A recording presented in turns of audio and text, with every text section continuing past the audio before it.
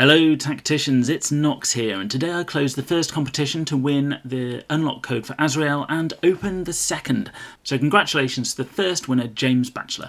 Now if you fancy winning the second code that I have got to give away, then please let me know what team you would like to use against Mortarion when he comes and visits us in the guild raids tomorrow. And please remember, you also need to be subscribed. Now without further ado, let's have a look. So here is Mortarion and the bosses he brings with him. Let's first look at the bosses. First, we have Nauseous Rotbone, who's got a number of skills and abilities, and as you do damage to him, he will affect Mortarion's Arch Contaminator, reduce his armour, and, most importantly, make sure the Revoltingly Resilient on Mortarion triggers after one more hit, and we'll get to that in a little bit. So let's have a look at Nauseous.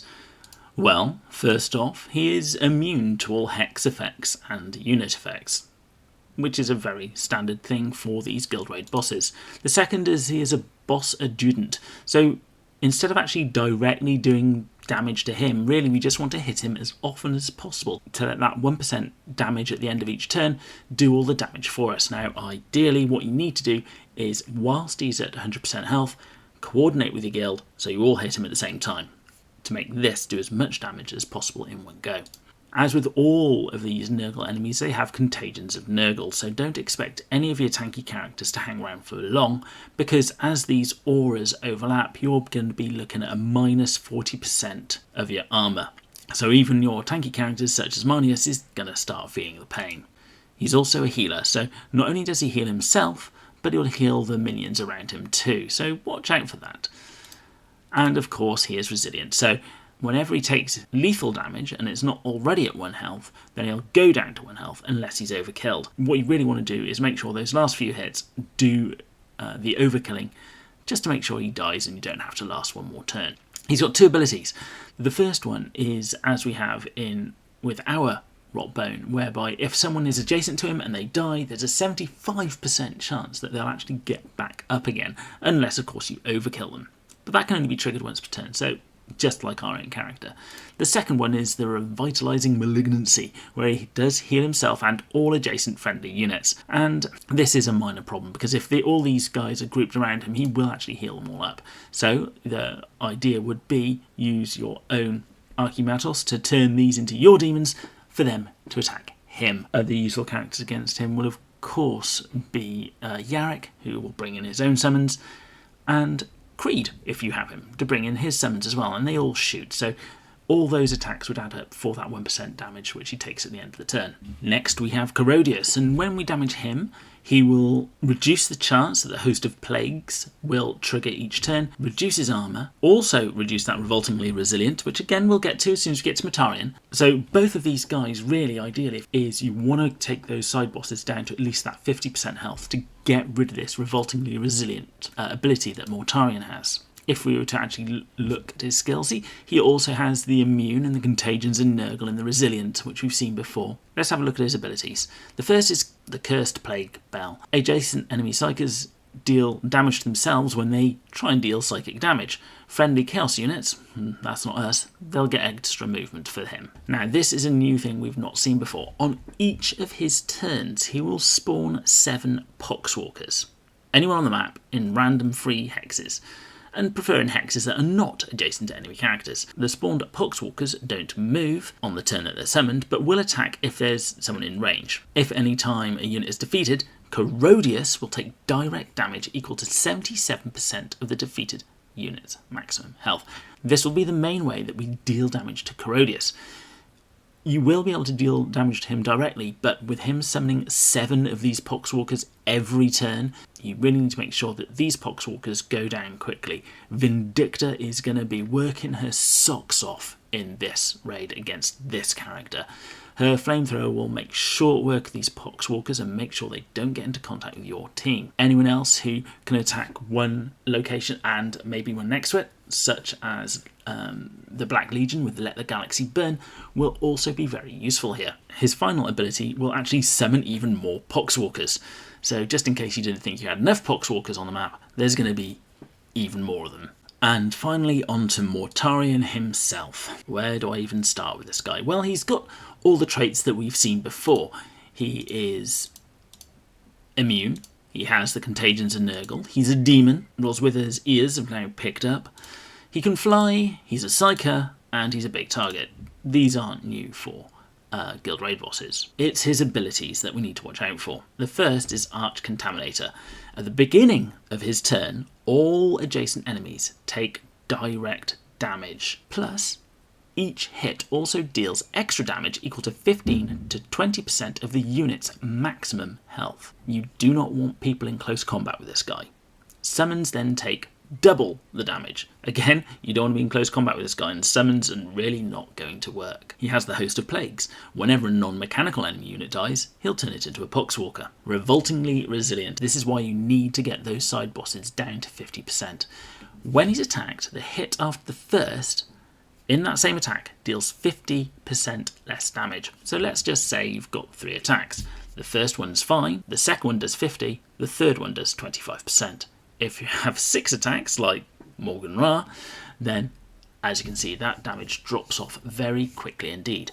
Now, with the side bosses, you take them down, all of a sudden this is only triggering after the 3rd hit, which makes more of your roster viable to actually attack this guy. Then it's on to his attacks. He has the Plague Wind, where he deals psychic damage to enemy targets within 2 hexes.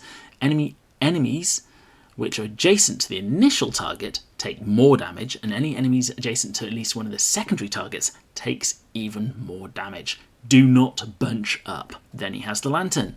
He conjures a miasma of pestilence in one of the 6 directions, and it fills a 3x3 hex area adjacent to Mortarion.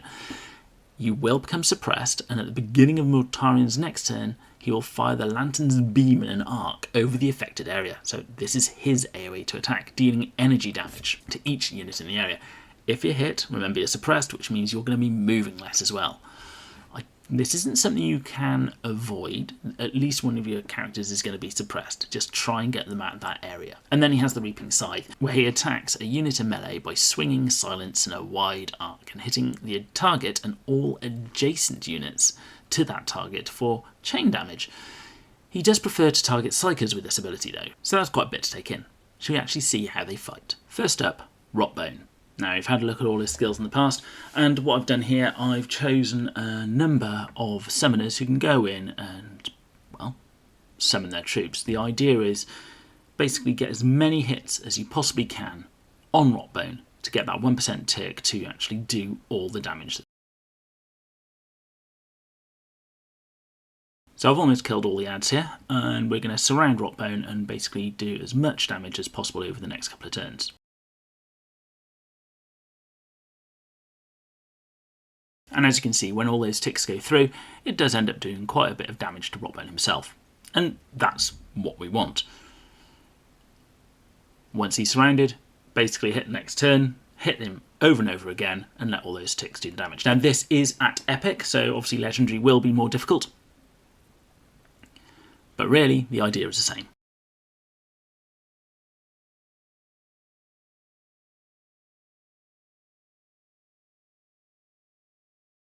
So as you can see there, with the number of attacks that we were getting in, it was basically chipping away at its damage. The actual damage done by the units themselves wasn't that much, but it was just the number of attacks that was going in, which was doing that 1% damage time and time again. Now with Corrodius, I've chosen characters that can either hit a large number of hexes with Vindicta, have got summons which will help keep the Poxwalker numbers down with Yarrick and Archimatos. Ray Vass can obviously go on Overwatch to attack any that come within range for a turn, and of course I thought I'd show off Azrael because he is actually quite useful here.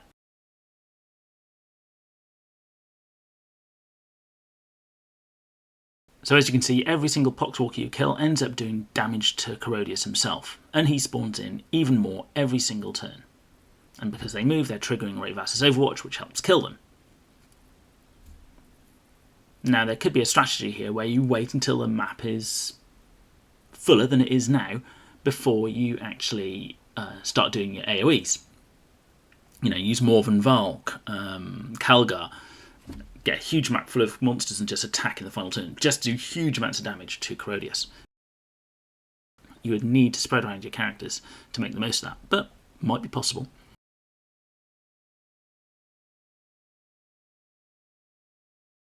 And here we go with the Dark Talon Strike with Azrael. So we managed to get 3 here. I'm guessing if I did it better, I'd probably be able to get more than 3, but I just wanted to show him off. And that seemed like a good time to do it. And again, keep chipping away at these Poxwalkers. By all means, if you have more AoE, use it and hit Corrodius with whatever you have left. But you really do not want these Poxwalkers taking over and limiting your movement, because you will not then be able to hit Corrodius himself.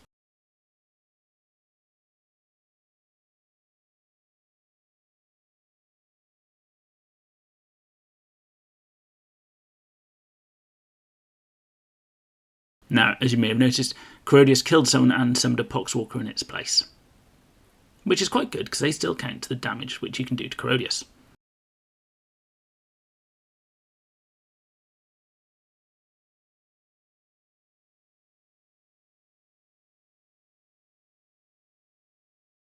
I just wanted to take a moment here to show that when you do reduce that revoltingly resilient by attacking the side bosses, it actually shows you how many hits are needed before it starts taking less damage. Something to bear in mind when you are tackling this boss. So here we are against Mortarion. Now I've taken in a bunch of snipers because they will be benefiting from Azrael, and also you don't want to be in combat with Mortarion, as we will see later.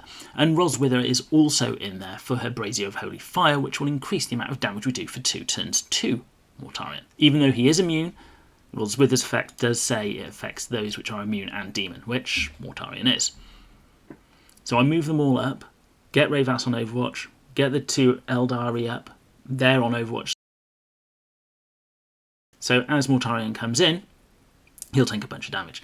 And I tried to spread out here, so there's no one area which will take the most amount of damage.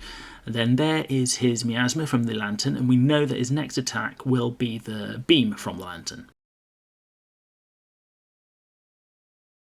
However, bear in mind, it's only at the start of his next turn they'll do the beam, and he'll still have a second attack to do afterwards. Now I make a mistake and move Rayvas next to Mortarion, and you'll see why it's a mistake in a second, because you can see he's on full health at the moment.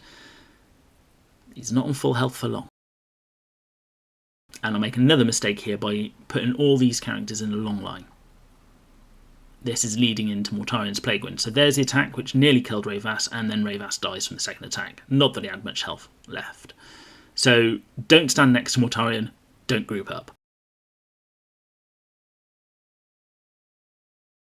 And then it's a case of just plugging away and doing as much damage as you possibly can. Every time he does the miasma, make sure you step out so you dodge the next attack.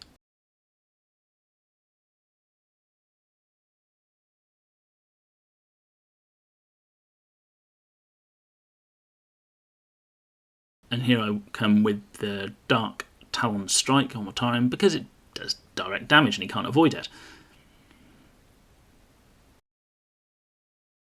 And there he goes. In summary, this is what I think we should be doing against these characters. Please let me know your thoughts in the comments below. As a reminder, if you wish to be entered into my second draw for a full unlock of Azrael, please make sure you enter those comments about which team that you would use against Mortarion, and as a reminder, you also need to be subscribed, and I'll draw the winner next week on Monday the 15th. Good luck to you all, and I'll be seeing you, as well as Mortarion, on the battlefield.